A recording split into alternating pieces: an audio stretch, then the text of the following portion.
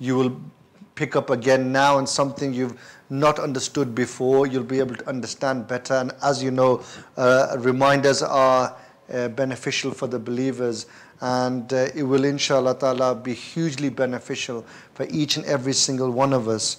And there's a few house rules that I want to go through, some also certain etiquettes that we need to be sort of conscious of when we come to a gathering like this. First and foremost, especially for the brand new people, you've come, whatever preconceived ideas you've got in your head, please leave them outside.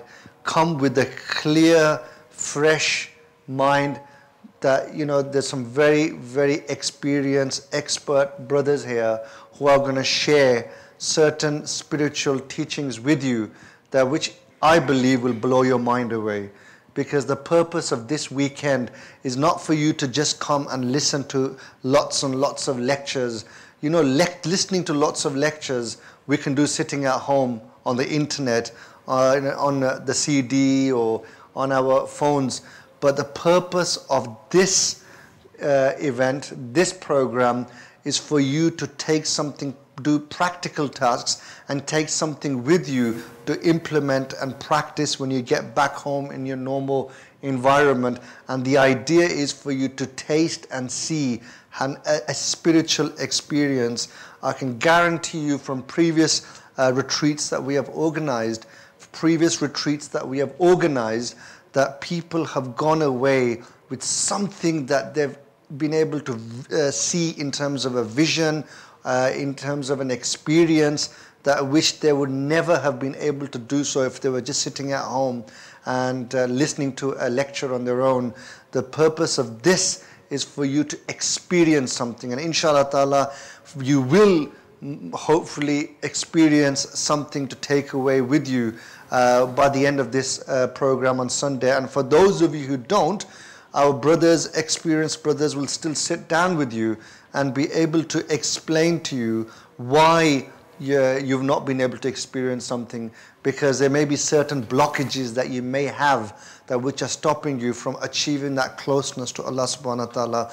And in the program also we'll be able to break down for you, even without a teacher explaining to you on a one-to-one basis, even the collective the talk that we're going to be having shortly one of the main speakers will be telling you, break it down for you, exactly what those obstacles can be. You can then see in black and white where my blockage is, what is stopping me from getting close to Allah subhanahu wa ta'ala. So that will be laid out to you in crystal clear format for us all to be able to identify in terms of our own personal journeys to, trying to achieve closeness to Allah subhanahu wa ta'ala. Can I ask brothers just to come a bit forward, please? Because I feel that people are still scattered all over the room. And one of the etiquettes of a majalis is that we all sit close together. Even the brothers of the chairs can carry on sitting on the chairs, but you just come forward. And over this weekend, inshallah ta'ala, we've got a very small, intimate group. I mean, for those of you who've been on itikaf, you'll see that we sometimes have about 90, 100 people here. But over this weekend, it won't be as much as that. So that's why it's very important for us to be sitting close together. It creates more of a sort of a personal, it's a more of an opportunity to personally bond with each other, inshallah. Okay, see, all of you have to correct your intentions of why you are here. Okay, our intention is to learn the path of how to achieve closeness to Allah subhanahu wa ta'ala.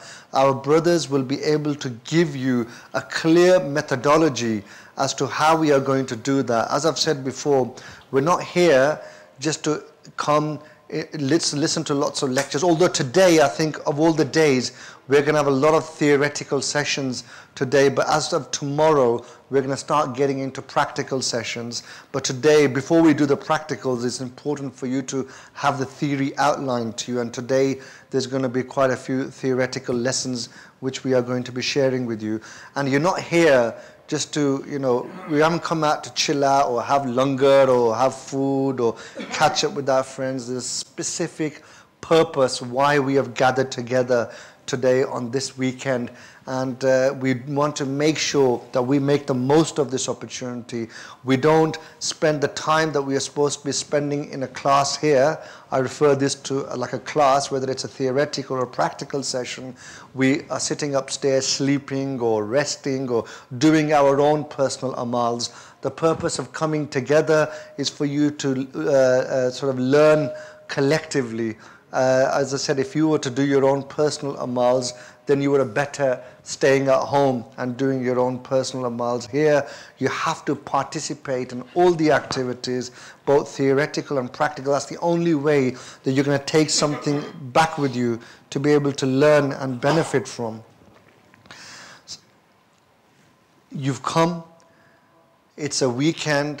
So some of us have set off in the morning, like myself, all the way from Birmingham, and we're still in that mindset of work, business. I know some brothers were still frantically texting and messaging, ringing the office at work, or ringing the home office at home, ringing the wife, just letting them know that, we've got here safely. We'd like you to really clear all the distractions that we have that we have carried with us, and the biggest distraction is our mobile phone. We say we come to the masjid, we leave the dunya outside, but now with these phones we bring the dunya inside the masjid. So my advice to you is that we've done, again, for all previous programs that we have done, the brothers have handed their phones in to admin. They'll put them in a plastic bag for you with your name on. We'll put them away in a safe. And maybe at the end of the day, we'll give them back to you if you want to have a quick check or need to do something just for a half an hour or so. But during the day, you don't have the phones on you. That is what we highly recommend. Hand your phones in. And if you can't do that, you're so attached to them, they're glued to you, then at least switch them off. Because during the day, even if it's in your pocket, silently vibrating, and the temptation, because most of us are so addicted now, there's this thing called phantom vibration syndrome. Even if the phone doesn't ring, we feel it's vibrated in our pockets, and we're constantly taking them out and checking, maybe it's a message. And majority of the time, it's a useless message, even if there is a message. But we have that temptation to look and get distracted. So I'm sitting over there and I'm taking my phone out and listening here, trying to see what the message is, and I may have missed something so important that the speaker is trying to share with us. And it's only that moment of distraction that can really make a dent in what lesson you're going to take away with you. That's why it's so important for you to be so focused on what you've come to do this weekend and to achieve closeness to Allah subhanahu wa ta'ala and learn the practical steps on how to do that. So therefore, my brothers, I really recommend that you get rid of this distraction, minimize it, hand it into admin if you are able to do so, and if you, as I said, so attached to them that you're not, then please switch it off during the day. One of the ways of achieving closeness to Allah subhanahu wa ta'ala and benefiting from a program like this is that you come with a clean heart and mind, where it's like when you go on Hajj, you seek forgiveness from all the people that you may have hurt physically, mentally, with your words, with your hands, with any sort of rights that you may have sort of violated from other people. It could be the people most closely to yourself. If you're married, it's your spouse, your family, your parents, your neighbors, your extended relatives. That's why it's important, just as important when you go on Hajj, one of the most important spiritual journeys and obligations of your life, that you seek forgiveness from those people. And if you haven't done so already, try and do it later on after Isha, before we start the next program. There's a gap between Isha Salah and the first sort of main topic after that. Use the opportunity to phone your relatives, phone your loved ones, phone any friends that you feel that you may have violated their rights, they may be upset with you. Maybe it's their fault, that you're not talking to each other. You've not done anything wrong, but still it takes a great effort and it's a great reward if you can pick up the phone and speak to them and say, look, I know we're not speaking to each other. Maybe we've had this misunderstanding. I'd like to clear this up, and please forgive me. I've come on a very important journey to try and achieve closeness to Allah subhanahu wa ta'ala. So for that matter, I'd really, really be grateful if we can make amends and forget the past. So that's something we overlook, but it's very, very important to do that. One should also, when you're in this gathering, even before you come here, we tell people to be mentally prepared and start being conscious of your actions in terms of at least abstain from the sins of the body. You know, the sins that we commit with our tongue, our eyes, our ears, our feet, our hands, our stomach, our modesty. And here at least, obviously there's certain sins we will not be able to commit, but at least with our sort of tongue, even our mind, we should be abstain from even sinful thoughts and have a clean heart where we can sort of wash our heart from any spiritual diseases and illnesses that we may have in terms of anger, jealousy, hatred. There's so much illnesses that we all, spiritual diseases that we all carry with us, that we really need to, you know, try and sort of clean and purify the heart from that. I mean, these are some of the general things that I've sort of mentioned to you in terms of mentally preparing for this particular weekend. Yes, there's going to be times where you're going to be tired. Some of you will be not used to sitting on the floor for a long time. Some of you may be missing your food that you normally eat at home. Some of you are going to be missing your bed because you're sleeping on the floor. But this is part of the sacrifice, it's part of the journey, and it's designed to really, disturb your normal pattern of comforts. And so you can then, when you go back, you won't have trouble getting up for Fajr. You shouldn't have trouble getting up to read your Tahajjud, because you really have had this experience where we've turned things upside down for you.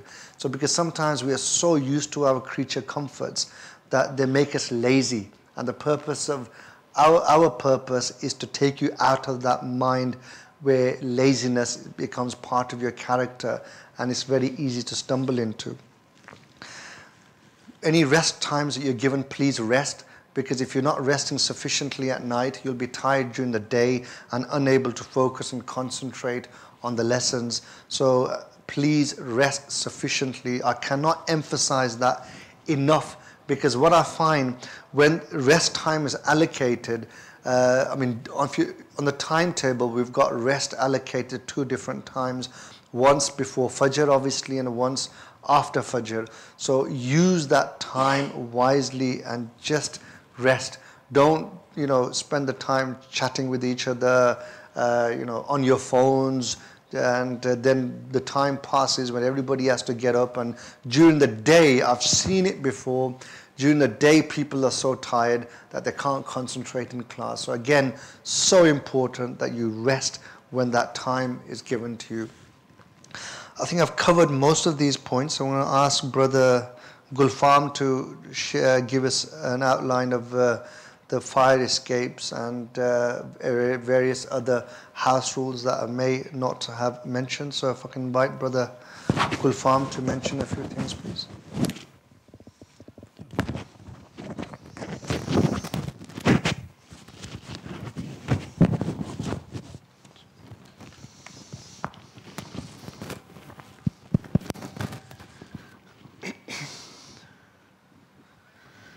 Bismillahirrahmanirrahim.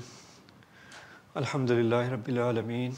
Wassalatu wassalamu ala ashrafil anbiya wal mursaleen wa ala alihi wa ashabihi ajma'in. Alhamdulillah. We thank Allah subhanahu wa ta'ala for really so many and countless and endless blessings He keeps on bestowing upon us. And obviously such a great blessing to allow us to actually come and spend some time in His house to remember Him, remember His most beloved in this blessed month of Rabiul Awwal Sharif as well. So you can't imagine the real favor we've been bestowed upon. So may Allah subhanahu wa ta'ala allow myself firstly to be appreciative of this and actually maximize the time in the best way so we can actually benefit and inshallah leave from this masjid on Sunday night actually achieve something, inshallah. So, mashallah, our honorable brother Ustad Zafar Sahab has mentioned quite a few important things.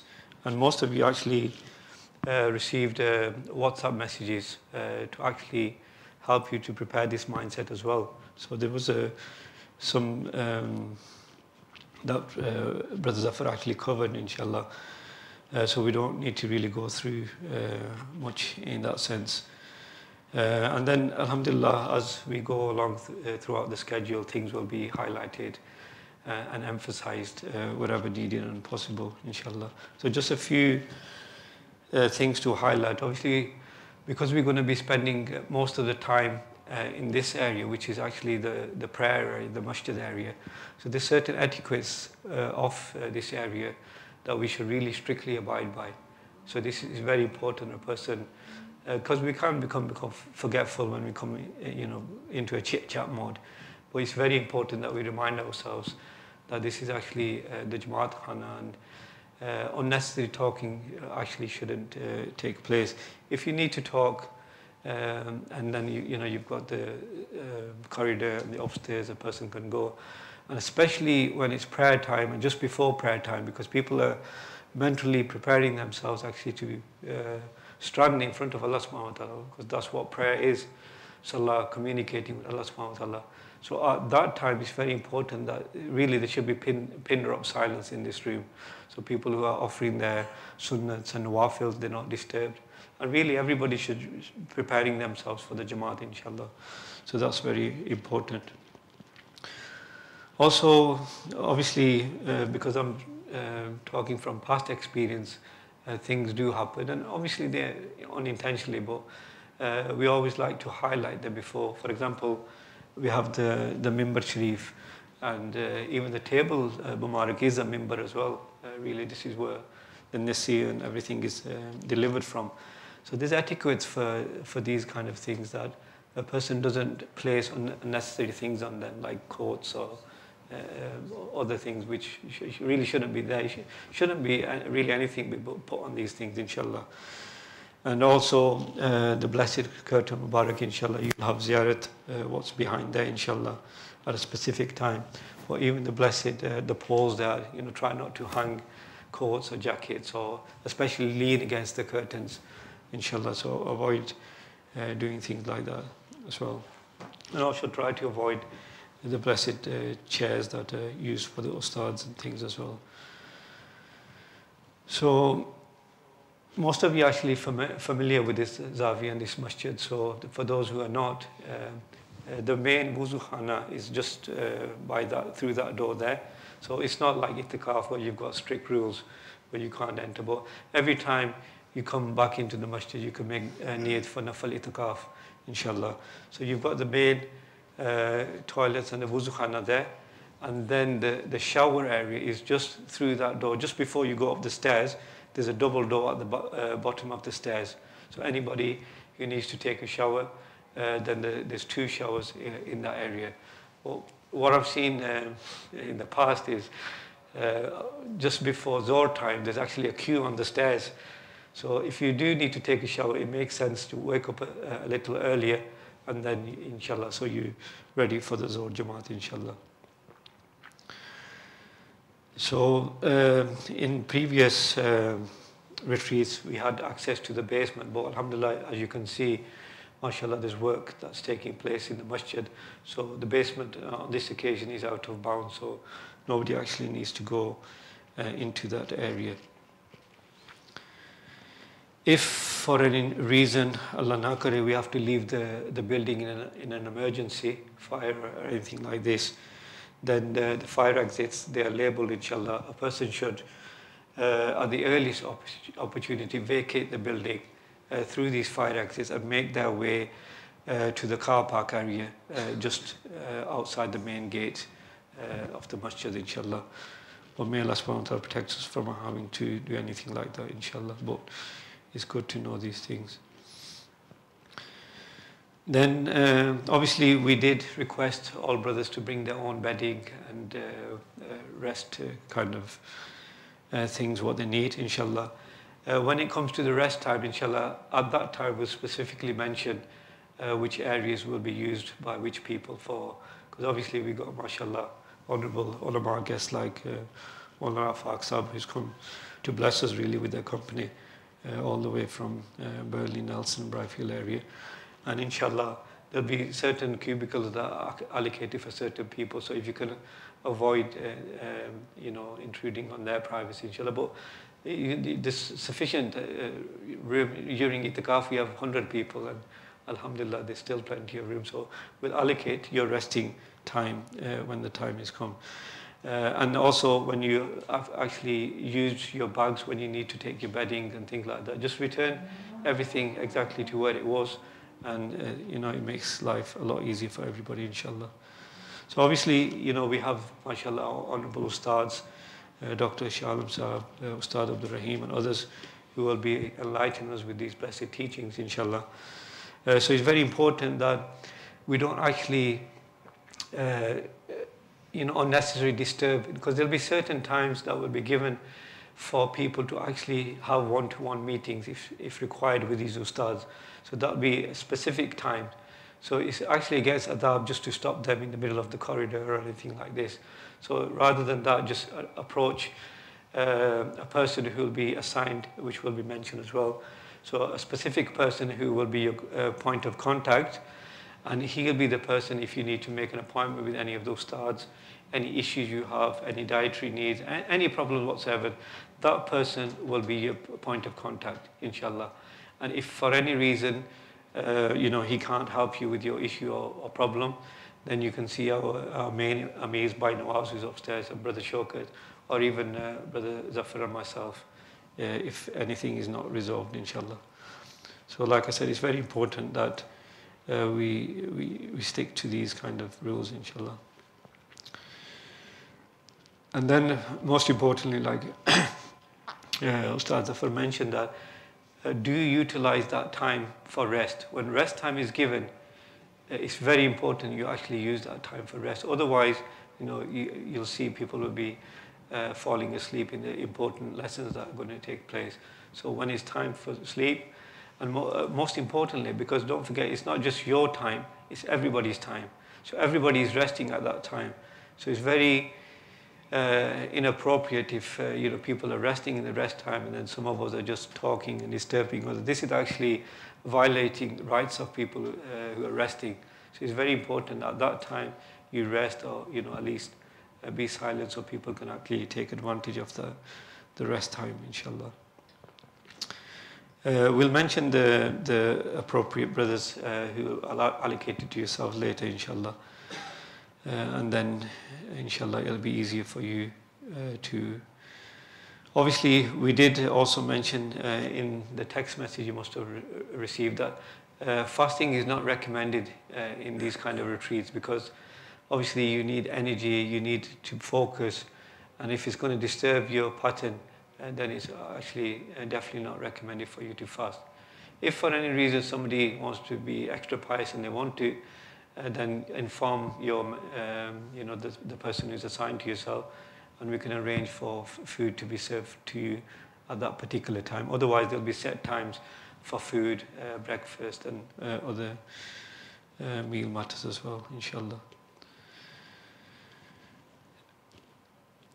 You'll be given a very special gift in the form of a book, which will comprise of all these blessed teachings, the methodologies, and how to actually perform these muraqabahs and things like that. You'll be given this is actually a gift from our blessed teacher, Sheikh Ahmad Dabbagh, Hafzullah, to all those who are participating in the retreat. So you'll be given this as a gift. So it's a very valuable book, very precious book, and it should be given that due respect. So I wouldn't really want to see, like I've seen in some retreats, that somebody's put it in that plant pot there, or it's lying around here. If it's not needed in the class, you'll be notified. If it's needed, you can bring it. If it's not, just keep it in your bags, or treat it with respect, inshallah, because it's very, very, very precious. And anybody, actually, a person who has etiquettes, they actually travel this path to the closest of Allah subhanahu wa ta'ala faster than others, because adab is a very important thing. And whether it's adab towards the mashayikh or the Ustads or even the books and the literature. These things are very important, inshallah. So I think I've covered most of it, inshallah. So, what I'd like brothers to do now is, before we go to the main session, we'll start a quick 2-minute stretch. If you can just stand up, get some blood circulating back around your legs and body, and in the meantime we'll get our next lesson start to set up to lead the next session. The other important thing, sorry, I missed out, that you'll be asked to give your phones to Brother Mazhar, inshallah, when he arrives at a certain time. And if there's any other valuables you need to hand in, please do so, because the management are not responsible for anything going missing. So if there's any valuables you don't want to hand in, then keep them with you at all times, because obviously, the masjid is going to be open, people are coming in for the prayer and things like that. Don't leave things in your pockets when you go to the wuzu khana and things like that. So you just walked in just in time. So that's Brother Mazhar, inshallah. At a certain time, he'll request you kindly to hand over your dunya, and then, inshallah, any other valuables you want to give him, inshallah. And then at certain times, he'll allow you to have access to your phones if you need to check any emergency messages. But we did actually send a message to you all to pass on certain contact numbers if for any reason your family members need to contact us in an emergency or anything like that. So Jazakallah, may Allah subhanahu wa ta'ala bless you all more and more, inshallah, and allow all of us to benefit from these amazing gatherings that are going to take place, inshallah. Okay, brothers, you can sit down now in a nice, orderly fashion as you were sitting before. Inshallah, our main talk now to follow immediately is going to be regarding the spiritual journey. And you're going to get an introduction to this spiritual journey. And we are blessed to have our Honorable Dr. Shah Alam Sahib, who's going to be delivering this talk. And just very briefly, Dr. Shah Alam is a scientist by profession, and this is something he does on a voluntary basis for this particular spiritual training that has been devised by our honorable teacher, Sheikh Ahmad Dabagh. So without further ado, I'm going to hand over to Dr. Shah Alam.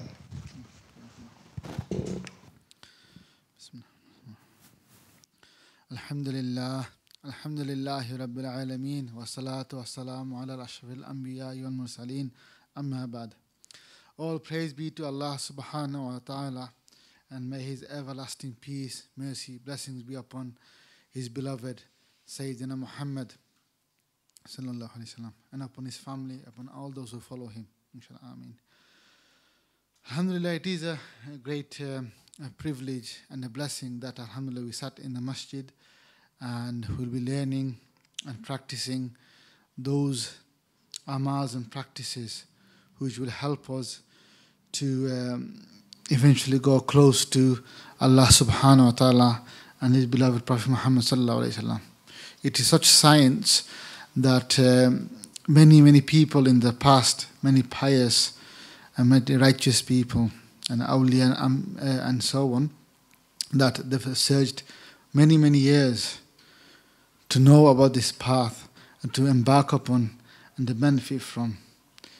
Many awliya, if you read the stories, they have spent up to 12 years going from one country to another, one nation to another, looking for this.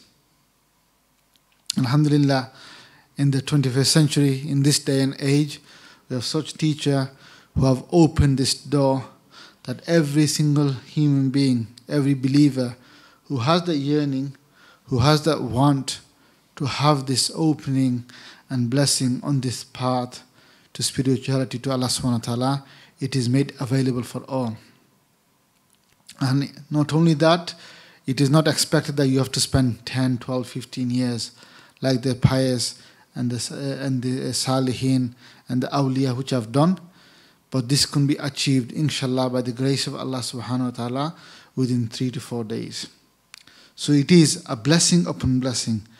It is such a blessing that we cannot ever comprehend and think such a position that we are in at the moment. So first of all, with any blessing, when we thank Allah subhanahu wa ta'ala from our bottom of our heart, then Allah subhanahu wa ta'ala only increases this blessing. So we should be, as our honorable Ustad, Brother Zafar have said that our niyat, our intention should be for pleasure of Allah subhanahu wa ta'ala. And at the same time, we should be thankful to Him. That Allah subhanahu wa ta'ala, I did not deserve this, but you have facilitated everything in my life. Specifically this journey, this spiritual opening that I can have, which many awliyas have, and the scholars and the salihin have spent years and all their life to acquire this. If you just listen and read the story of Sayyidina Imam Al-Ghazali rahimahullah, he was the principal and the head of the university, of the best university of the time in Baghdad Sharif, where people from all over the world and many experts of the field who would go and seek knowledge from. And he was at the helm of it. But he realized something that was missing in his life, in his own assessment. And he realized that he is now closer to Allah subhanahu wa ta'ala. He has not had that experience yet, although he has all the knowledge at his disposal. So then he left Baghdad Sharif and the seat of institution and the madrasa he was in, and he was in the search. And in his search, he discovered many things, met the true people and awliya, and then really benefited from these paths. And this is where he actually wrote this Ihya Ulumuddin, the book, the famous book that everyone knows about. So first of all, we should really thank Allah subhanahu wa ta'ala. Alhamdulillah. It is not about how we express things, but how we feel in our heart, first of all. And throughout this course of this next 3 days, or 2.5 days, we'll be using the slides. So we'll be requesting that you sit in a position where you can see the screens on either side of me as well. It's important that you also see, because many of the imageries and explanation will be given, and we'll be using the visual aid to help us to understand and follow. But like Ustad Brother Zafar have said, that these retreats that we're holding, and this one here, it is not a lecture based where we deliver lecture upon lecture and different discourses. This is a separate thing, inshallah, we can cater for, and we will cater for. But here is more of practice. But as you yourself know, to practice, we need to know the basics, the basic information and the knowledge. So just to cover that aspect, we shall be covering certain presentations throughout the night, inshallah, so that we are ready in a position where we can practice what we meant to do, inshallah, in these retreats. So I want you to really focus on it. There will be plenty of breaks in between, rest times, meal times. Avail all this opportunity, as our admin and brothers have mentioned. So the main focus is when we have these sessions that we're all clear, we're refreshed, we're energized, and to follow. So as I was saying, that this is a great blessing of Allah subhanahu wa ta'ala. So what is our objective in this?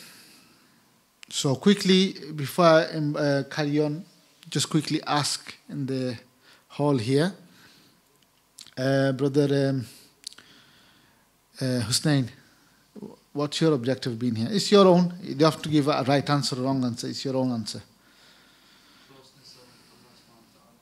MashaAllah. Good. Okay. Have you thought about how you can get this? Okay. Good. MashaAllah.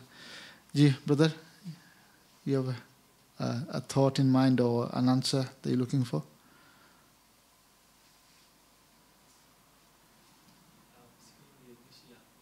Okay. That's fine. Say it in Urdu. Yeah. Okay. Inshallah. Brother, yourself? Okay. Okay, mashallah, good. They're all good answers, because this is what you thought about, how you want to improve yourself. They're all good. Brother, Tahir? Okay, mashallah, good. You have any other answer apart from the answer we've had so far? MashaAllah. It's good answers. MashaAllah, it's good. C and taste. T, MashaAllah. So our honorable brother Nawaz said see and taste, which is actually what we want. Anything else from this side? Ji, brother, what's your name? Murtaza. Ji, do you have anything in mind? Okay, good, mashallah. So these are all good answers. But one thing our honorable brother Nawaz have said is as well as all this what we want to seek for, and there's a full course of action and the process for this, is also to see and taste, which is very simple. To see what, to have a spiritual experience to whatever extent of the other world that we believe in. They believe in the unseen and some kind of taste or experience. Now, why this is very important? This is very important because especially in this day and age, in this technological world now, is everything is at our disposal. We not only know about it, the whole world and the pleasures and all the things that comes with it, but we're seeing it all the time. It's in front of us. We are engaged mentally and intellectually. Our emotions are attached to it. Our psychological makeup and how we view things are attached to this as well. So many faculties are involved in this world of see and taste. No wonder why we are easily drawn to the dunya and the attractions of it. Only like Zafar mentioned, that this phone has become part of our life. With click of a finger, we have access to the whole world, to the World Wide Web and the internet search and everything, social media. So the technology has actually furthered that cause to become more engaged, to become part of this dunya, become one of them. So our mentally, psychologically, emotionally, physically, we're completely engaged to it. And what's the redress? What's the other side? We as a believer, we believe in obviously Allah subhanahu wa ta'ala, the Holy Prophet Muhammad sallallahu alaihi wasallam, and the Anbiyas, the Holy Book, and what's in the unseen, the life after death, the qabr, the Day of Judgment, heaven and hell, and so on, and malaika, angels. They're all we believe in. But that at the moment, at best, it's like information in our mind. It's like a knowledge we know. It's not really turning us in such a way that making us become so active, because our belief in them is so strong, is making us move and live a life trying to acquire that, trying to gain this in our life. Yes, we are all trying our own way, but if you analyze our own life, where is the attraction? Where is the force field? Which is winning at the moment? And generally, by and large, if we look at the whole humanity, the dunya and the attractions and the distraction is winning, because all our faculties of our life are involved in it directly. Whereas in Islam and Deen, the only thing we are going for is the belief in the unseen, what we learned and heard from our ulama and from the books. So that's why this, although it should be the strongest, but on a day-to-day practical level, if you analyze your own life, this force or this pulling power is very weak.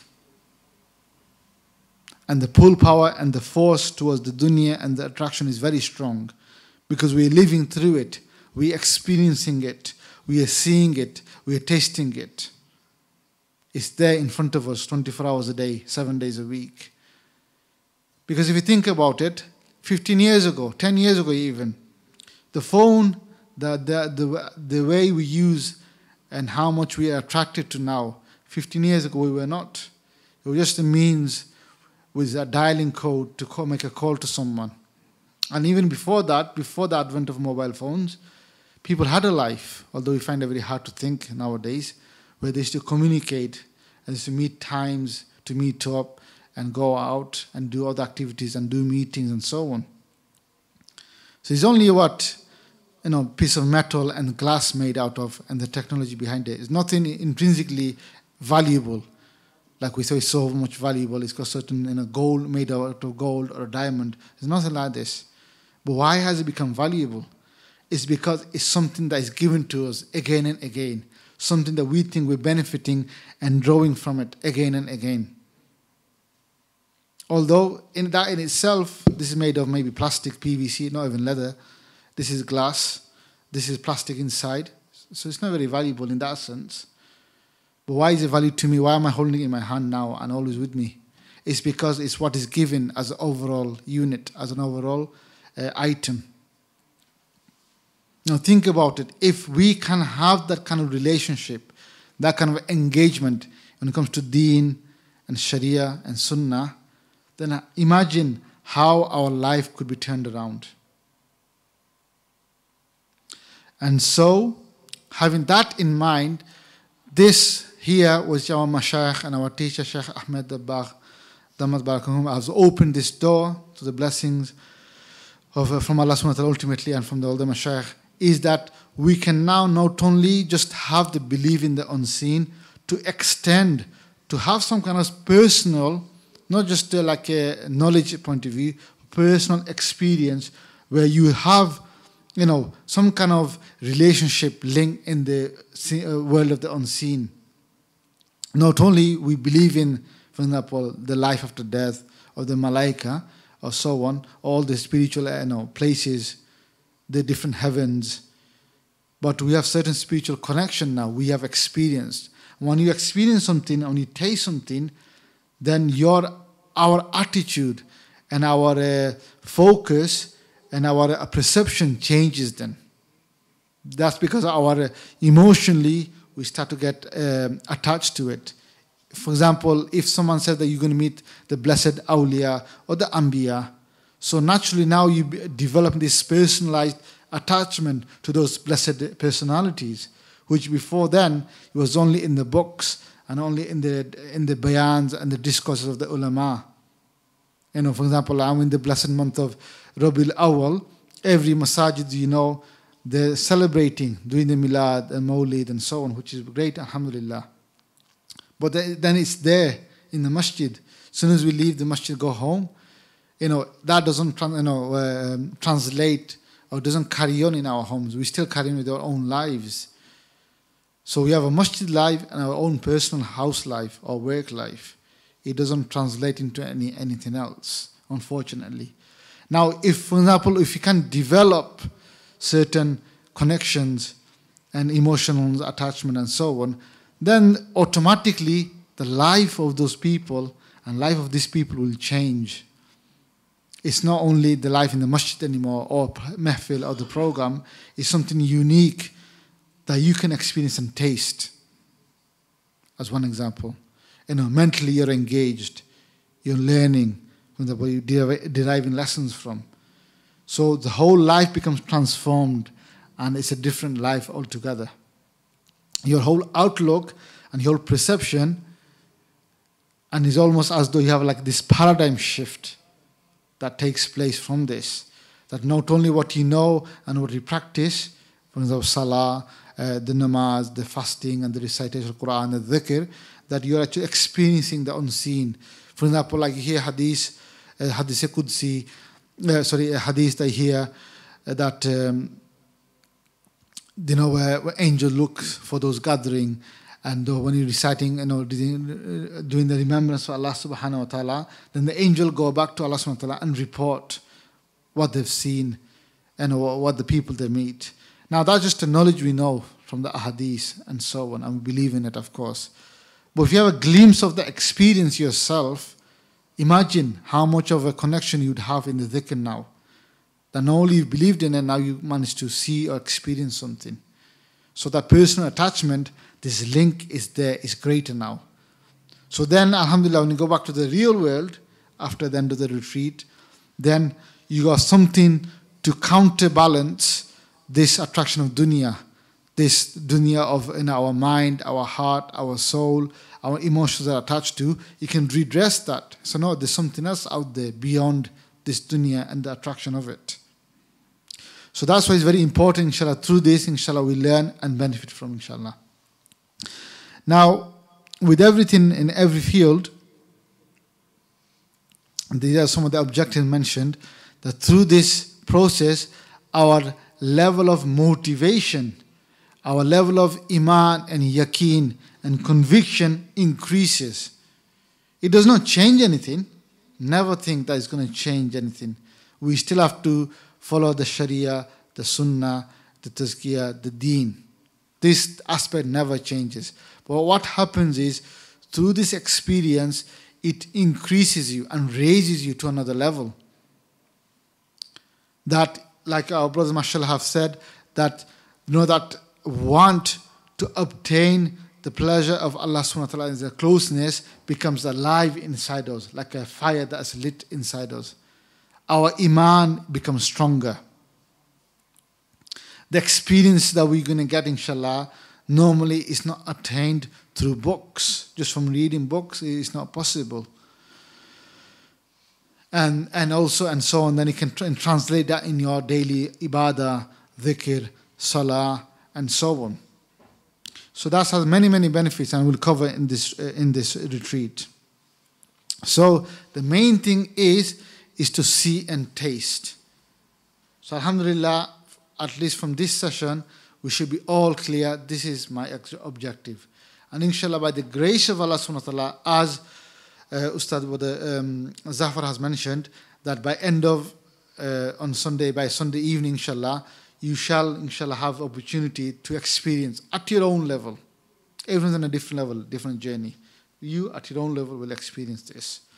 And if, for whatever reason, you do not, then the Ustad will be available, the Asatizah, we can consult them, and then may pinpoint what is wrong, what is the blockage, what is the obstacle that's prevented you to experience. And they'll set you on a course so that this is removed, so that you will do, inshallah, now or in the future. So no one leaves empty-handed, inshallah. So the main thing is, as the text was sent around to you as a condition is we have to first to have the intention, and we have to focus. Focus about here and now. What's going to happen? What's happened last week or this morning, or what's going to happen in the future when it comes to Monday? That's then. Or what's happened in the past, that's gone now. It's here and now. We are here. So let's focus on here and now. We are present. Allah is with us. Allah is seeing us. Allah is hearing us. So now we want to benefit, connect to Allah subhanahu wa ta'ala, and learn from. So we have to be like mentioned in the presentation, like an open vessel. That if we imagine our heart is like a cup, and if heart is filled with many preoccupations, different thoughts, different issues, different commitments, and so on, then that vessel cannot be filled with the objective and the purpose of what we sat here for. That is to see and taste and to be on the road to please Allah subhanahu wa ta'ala. So that's why very important here and now. Clear your heart, clear your mind. Be like an open, empty vessel. It is only then the pure milk and the pure juice can be poured into. If not, there's too many, there'll be too many of unwanted material in the vessel. And not only you will not benefit, you will not benefit the other as well. So that's why it's to again rectify intention and to become very clear what we're here for, inshallah. Is there any questions so far? Anything I want to mention? Or is it all clear so far? Okay. So this is most important. Also important in what we're going to go through, inshallah, is like I said, like our Ustad, Brother Zafar has mentioned, to begin this journey, we need to start at a point where we can receive this blessing. But before this journey to begin, there are certain conditions to meet, prerequisites to meet. Without that, it is not normally possible to reach our goal, the see and taste. And the first one of this is, before even going through the objectives, the first one being is that we have to leave all preconceived ideas and thoughts or knowledge that we know.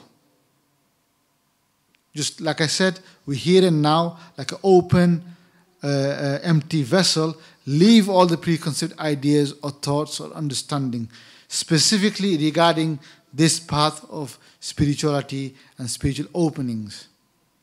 Because, like I said again, if this is not done, if we've not left any of the ideas, if we have our own thinking, our own way of achieving something, then one would question, then we should be able to reach in this already by now. And if we analyze ourselves and we know that we are not reaching this yet, then this knowledge that you know and this this understanding is not really helping us. Rather, maybe it's become an obstacle in itself. So that's why it is mentioned that when you come fully dedicated, focused, and leave all your preconceived ideas or know-hows, specifically in this path. And naturally, following on from that is, if you really now understand this point, then you would understand that when you go to any place of learning, maybe you already know a certain aspect. For example, I'll give you an example. Many people, professionals sometimes, they may be CEO of the company or they may be a successful businessman, but they are part of the work, they go and enroll for 3-day first aid course. And in the first aid course, you have instructors, St. John Ambulance, whatever it is you go to. But there, you have to adopt not the attitude, I know already, or I've done this before. Then the person will not benefit much. Because for one, this, what you know already, will hinder what you're going to learn. And had you know this already, you should have been a first aider. Since you're not, and you've been sent to do this course, that shows whatever you know does not matter. Just undo everything. It's to accept, undo everything, leave everything behind, and to listen and learn from what's been said to the instructors now. So the concept of submission is very important. So for that 3 days, if you go on a first aid course, you have to submit to the instructor. They'll go through training, they'll go to practicals, they even tell you to okay, do this, lie down on the floor, move your hand like this. You might think, I find it embarrassing that you're telling me to do this and do that. I'm a fully grown man. Why are you telling me, instructing me like this? But no, we understand we're here to learn something. So you just have to follow the instruction which is given. So that's why then this becomes most important, is to submit to the person who's teaching. And in this case, our teacher is Hazrat Sheikh Ahmed Dabbagh. That it is him, through his hand, this path, this spirituality is open to us. So does that mean that do I have to leave my teacher of fiqh, teacher of I've learned of tajweed and my usul al-fiqh and so on, and interpretation of Quran? No. We respect every teacher and every person who's taught us, in a secular and religious, more in a religious sense, because that's related to Allah subhanahu wa ta'ala. But now that we're here, we have a goal in mind, we want to spiritual experience and travel, then we have to accept and submit to the teacher who's expert in this field now. Very simple analogy. It's not very complicated to understand this. When we are growing up, initially we start going nursery with a certain set of teachers there, then the primary school. We've learned the rudimentary, how to read, how to write, how to connect letters, the phonics, and so on, do the basic, numeracy and literacy. After that, we move into secondary and high school. Then the teachers about comprehension, understanding, communication, and so on. We never say, no, hold on, I've already got a teacher now. He taught me how to read and write, so I'm not going to accept you in school. We don't say that. We say, that's fine. I appreciate what they've taught me in my primary school, but here I'm learning different set of skills, different set of understanding in high school. Then from high school, then you move into A-levels. You learn advanced level of this, the analysis, data analysis, and application. Then you go to university. Then you get lecturers and professors, and you submit to them. They learn, the teachers the most advanced knowledge of the day in this field and an understanding. So we can further our cause. We become then expert, inshallah, one day. So in all these different scenarios and institutions, the set of teachers come, we accept them full-heartedly. And we follow the instructions. We go through the revision sessions and lessons and go through the exams, and then get something at the end of it. So likewise, religious is the same. We sometimes get entangled. Oh, I've got this is my Pir Sahib, this is my Pir Sahib, this is my teacher. We respect all. Our Mashaykh, our teacher, actually says that they want you to respect them more than themselves. That's their own mentality and understanding. But we know for us to benefit, we have to have this oneness and focus on that person who's going to now benefit us and take us to that next level. Give us the access to the spirituality and that world. So that's why having this submission to the teacher is very important. And throughout this retreat, you'll hear this. And this is the reason why. Because through this, as a means, as asbab, that will take us to the level where our objective is, inshallah, to be with Prophet Muhammad sallallahu alaihi wasallam spiritually, and obviously then in the presence of Allah subhanahu wa ta'ala, and all the other muqam that comes with it, inshallah. So here, inshallah, in this session, inshallah, we learn about, generally speaking, many obstacles in our life. We mentioned one about submission to teacher already, but about 6 others as well, which we can analyze our own self. We'll go through, one of the ustads will go through. But also, not only that, we'll go through those prerequisites which I mentioned, which are very, very important. Like we have, mashallah, we have this beautiful masjid here, the walls, the decorations and everything, the lighting and the chandeliers and all the decorative pieces in the masjid. But before all this, what was needed the most? Without that, all this would have not been possible.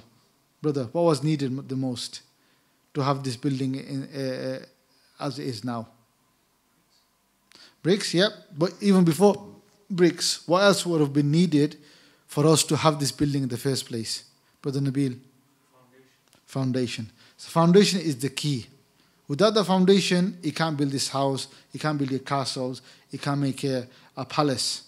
So likewise, in order for us to have the spiritual opening and a spiritual unveiling, there are very important, fundamental prerequisites which we'll be covering, inshallah, in the sessions, where we need to understand and also begin on those fundamental aspects. Because how can you build a castle on thin air? You have to have a foundation. And this will cover. So like I said in the beginning, all these sessions will cover only the necessary aspect so that we can then get along and get on with our job of actually seeing and tasting spiritually, inshallah.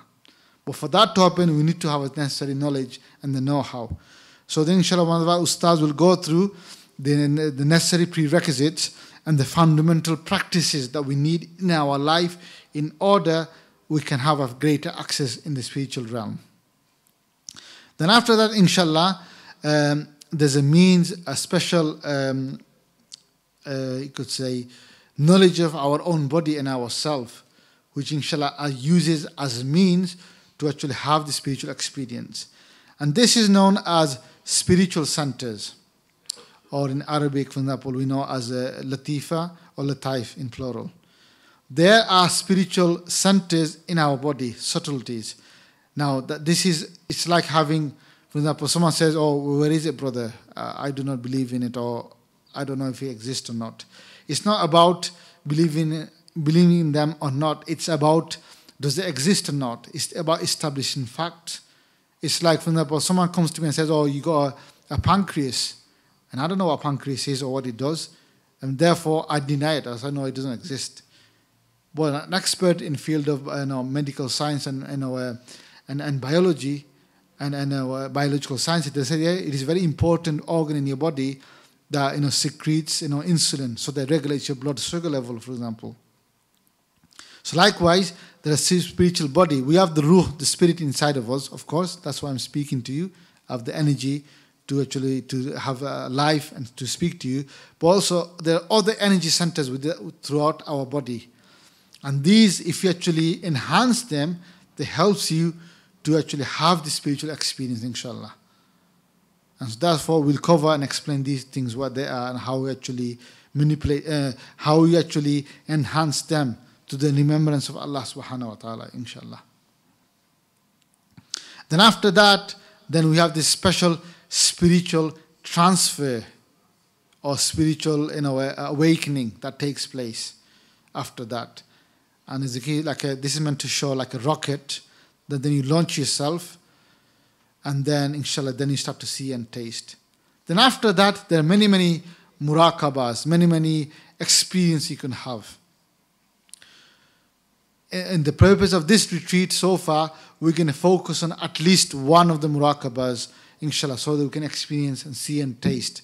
So for example, the one we're going to focus on primarily, one of them is muraqabah dua, we'll explain later, is spiritually how do you connect, how do we benefit from making dua. We make duas hundreds and hundreds of times of a day and night.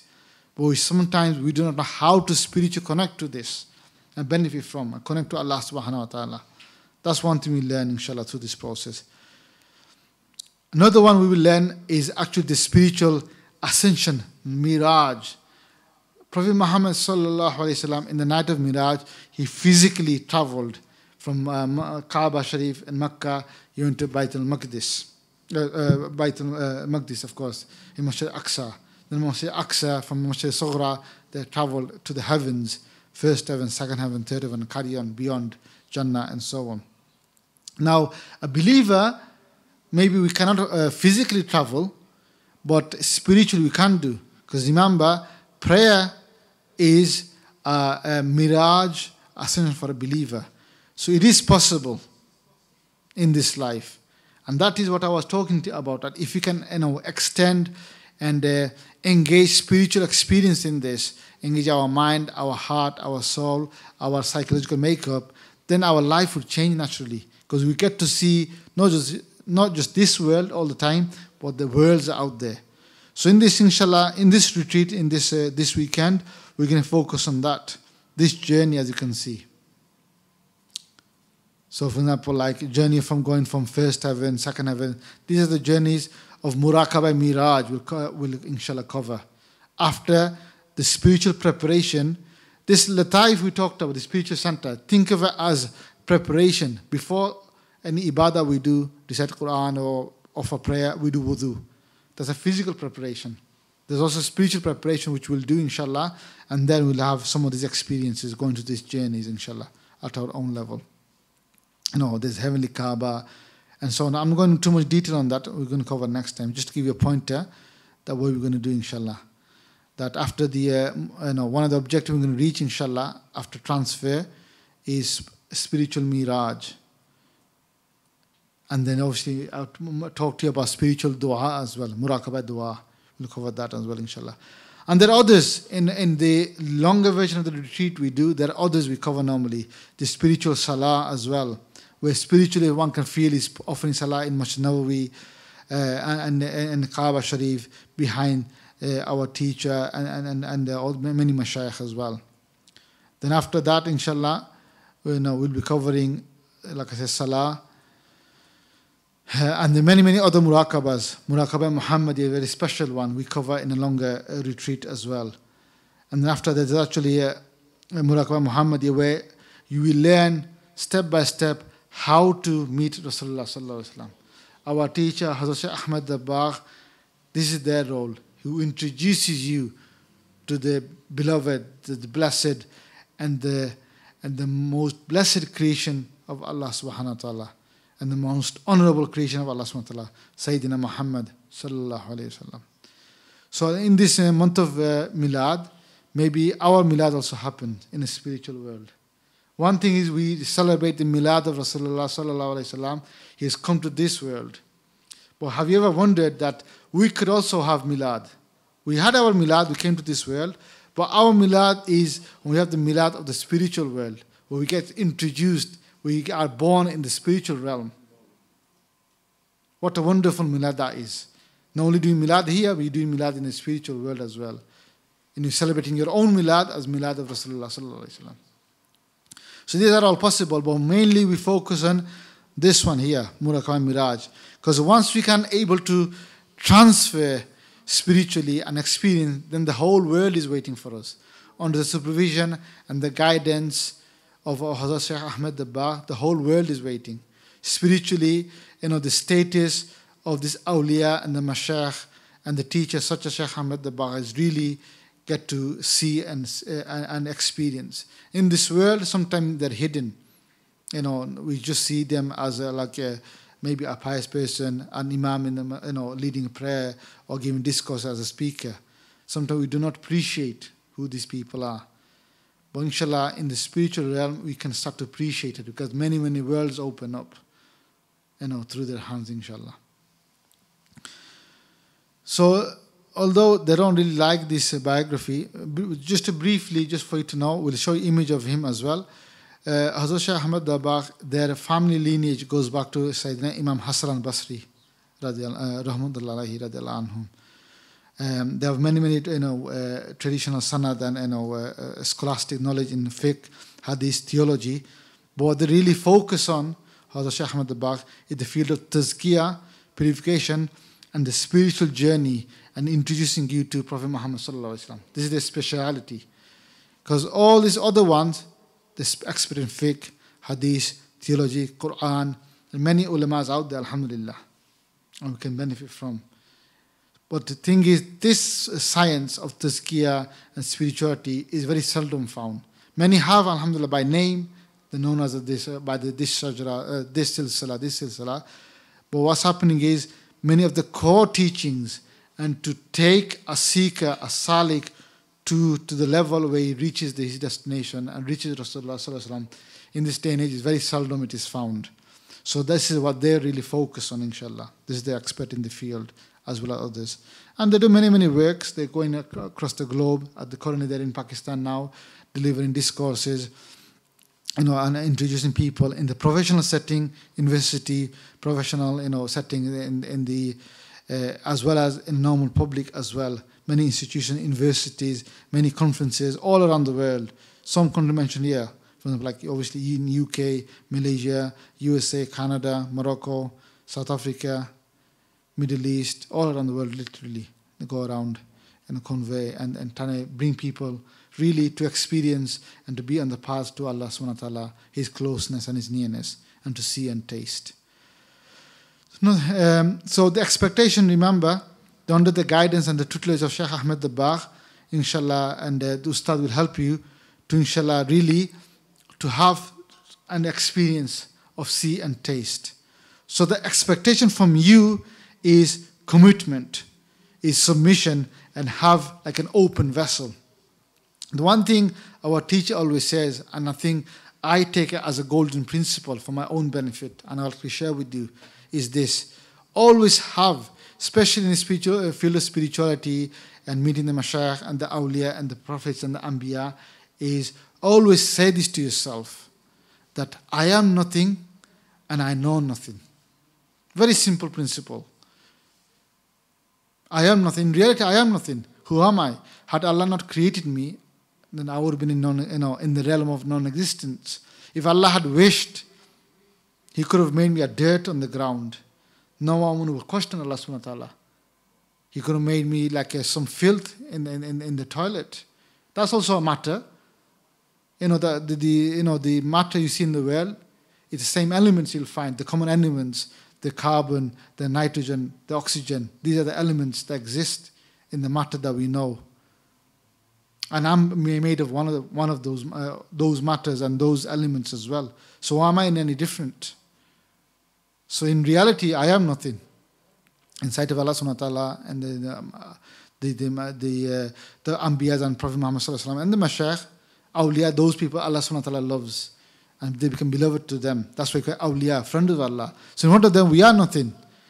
And therefore, we do not know anything really. What do we know? Had they not taught us, had Prophet Muhammad sallallahu alaihi wasallam, his amand, his coming, his milad wasn't, in this world, we wouldn't have known who Allah subhanahu wa ta'ala is. There's many philosophers who spend all life trying to answer, even in this age, many physicists and theoretical physicists and scientists, all their life they do research, all high level. You go to Princeton and Oxford and Cambridge, they say we're getting closer to answer the fundamental questions of life. Why are we here? Why did we come to this world? What is their purpose and objectives? They still don't know the answer to these things. Unfortunately, they do not have access to understand why this, to answer these fundamental principles. Only access is through submission to Allah and His Messenger. And people who teach us this, the awliya and the salihin. So therefore, this concept of I am nothing and I know nothing is not a very difficult concept, or it's not difficult to digest. It is quite simple. And it's quite logical as well. And if I apply your logic to this, inshallah. So always remember this principle and to submit and follow the course of action. And by the grace of Allah subhanahu wa ta'ala, we make dua for each other, for yourself and for our own selves.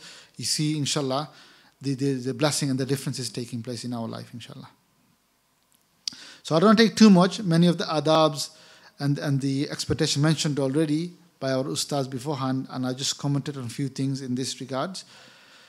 If you have any questions, any clarifications and so on, then please do ask so that I can answer any of this question. If not, we'll take literally a couple of minutes break just to refresh ourselves, because they say, in this field of knowledge and learning, that the human attention level is about 45 minutes. After that, they switch off.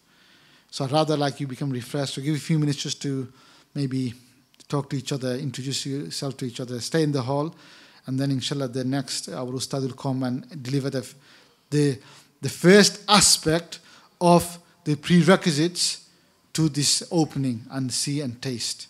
Because that's important to know so that we can unblock and begin the prerequisites and the preconditions so that we can really get on with our journey, inshallah, by beginning tonight or inshallah tomorrow morning. So first aspect of that, inshallah, we need to know who we are. What are we doing here? Like I just mentioned, the scientist, and this theologian and philosophers of the day, they're still pondering on these questions. So for us to know this is very important so that it sets the scene for the whole journey in front of us, inshallah. The next ustad will go through that, inshallah, and then, pay attention to this and make notes if you have to, inshallah. Okay, Jazakallah. If there's no questions, have a small break, a few minutes maybe. But Ustad Siraj, if you want to maybe proceed, inshallah.